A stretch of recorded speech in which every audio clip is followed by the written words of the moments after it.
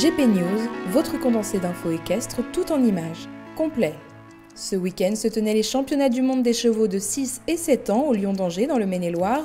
Au terme de cette compétition, l'anglo-arabe Alert Amalibor, un fils de Yarland Summersong, s'est imposé chez les 7 ans, aux rênes de son cavalier et propriétaire français Astier Nicolas. Du côté des 6 ans, c'est Monkeying Around qui l'a emporté avec la Britannique Easy Taylor.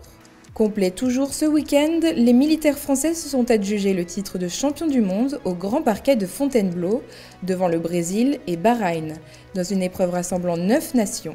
En individuel, Donatien Choly s'est imposé sur Quinoa Polka Mili, devant le lieutenant-colonel Thibaut Valette qui évoluait avec Alexandros Mili. Dressage. La Danoise Catherine Dufour a gagné la première étape de la Coupe du Monde devant son public dimanche à Herning.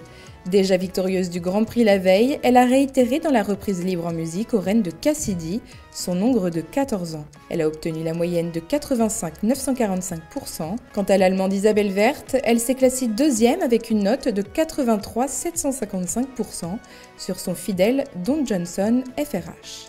Jumping.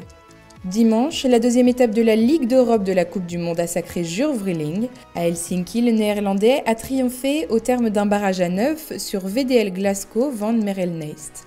Il a devancé le Suédois Henrik van Eckermann et Marilou 194. Aldric Chéronnet a signé la meilleure performance française en terminant 6e. Après 2 étapes, Kevin Stott, 10e dimanche avec Forjoyvant Zorgvliet HDC, a pris la tête de cette ligue. Il y avait également un autre CSI 5 étoiles organisé à Tryon aux États-Unis ce week-end et après un barrage à 3, c'est le numéro 1 mondial Ken Farrington qui décroche la victoire avec sa fabuleuse gazelle. L'Américain s'est imposé devant le Mexicain Eugenio Garza et l'Irlandais Richie Moloney respectivement associés à Baragno et Carabis Z.